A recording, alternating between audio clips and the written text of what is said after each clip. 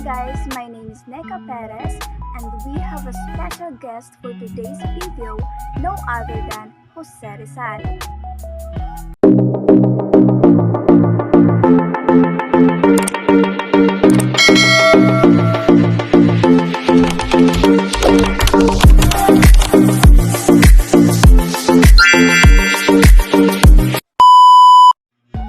So Rizal full name is Jose Protasio Rizal Mercado y Alonso Villalonga. He was a patriot, physician, poet par excellence, and novelist who inspired the Philippine nationalist movement. Rizal was born on June 19, 1861 in Calamba Town, Laguna Province, 54 kilometers south of Manila, to Francisco Ingracio Rizal Mercado y Alejandro and Teodora Morales Alonso Villalonga de Rizal y Quintos. Though Jose Rizal called for peaceful reform of Spain's colonial rule in the Philippines and abhorred violence in his writings, a colonial court sentenced him to death by musketry.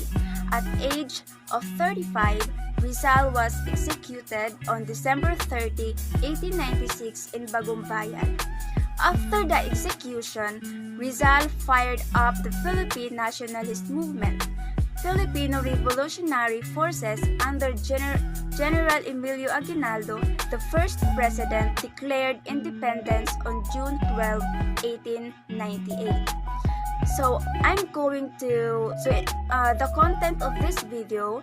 I'm going to discuss the biographical sketches of Rizal, pragmatic education, travel frustration and disappointment, an exiled life, and lastly, justice and death. Jose Rizal, accompanied by Pasiano, enrolled in Ateneo de Manila in 1872. It was his father who decided to send Rizal to Ateneo since the system of education in Ateneo was more advanced compared to other colleges in that period. During that time, Rizal already experienced discrimination, with the college registrar refused to admit him because he was late for registration. He was also sickly and undersized for his age. Lot of problems, the challenges that Rizal had encountered during his stay in Ateneo, but instead of mumbling about the problem, Rizal uses it to his advantage and use it as motivation to improve in all of his subjects. An example is when he was discriminated against because he knows little Spanish. So he took private lessons to improve. He has a weak body, so in the order to develop it, he engaged himself in gymnastics and fencing. But in spite of the negative things that happened to him during that time, he also experienced good things. The Jesuits taught him about the educational system like discipline, character building, and religious instruction. Because of that, he learned about the real value of education in a person's life, and of course, to be strong despite of all people who were trying to pull him down. I learned that problems are part of one's journey. We encounter problems in order for us to learn and improve. Problems teach us to be responsible and accountable for the solution that we need to create. Like Rizal, we need to let the challenges be to our advantage. Control the controllable and make it our motivation to continue and develop. Moreover, there are reasons why we encounter people. Like Rizal's experience taught me that we should ask for others people help because we are nothing without the people that surrounds us. There are things that we need to know that other people do. To seek advice and help from others is a great benefit for us. Discrimination is not a roadblock to reach my dreams in life. Next is pragmatic education. In his early childhood, Jose Rizal had perfected the alphabet at the age of 3 and could read and write at age of 5. In my early childhood, I learned the alphabet at 4, and at the age of 5, I learned to write and read. At a young age, Jose Rizal had always shown a tendency towards the arts. His family was fascinated by his pencil paintings, sketches, and clay moldings. At my young age, without a care in the world, I enjoyed my childhood outside playing traditional Filipino games such as Patentero, Tumbang Preso, Sipa, Taguan, and many others. That's where I grew up. I'm not both smart like Jose Rizal, I'm just a smart rascal back then. Rizal considers his parents' sacrifices so that he should attend school. I feel the same way because I don't want my parents' dreams to be wasted on me. I didn't even compete, but I did what I needed to do as a student, just like Rizal, and I applied it to myself. I also really saw the sacrifices of my parents so that I could learn. They also poured their time so that I could grow up knowingly the world.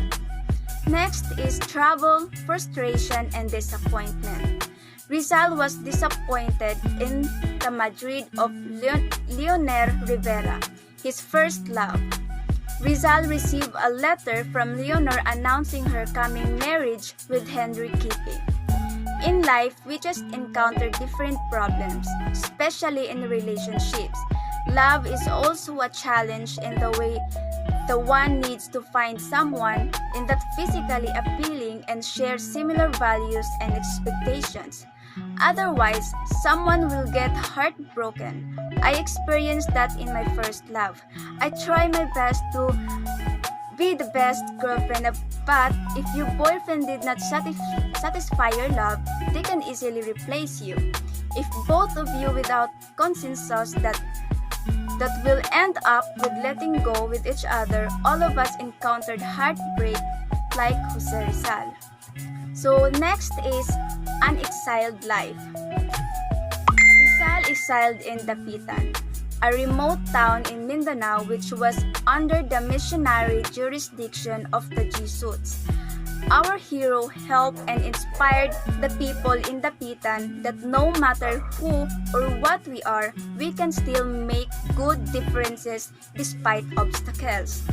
Putting myself to that situation of Rizal is not easy because I can also try to stay in remote areas. When I was a kid, my father is also a farmer. Our house is far from the city. I can only see mountains and trees. Even though I stayed in far-flung areas, I did not discourage to finish my studies.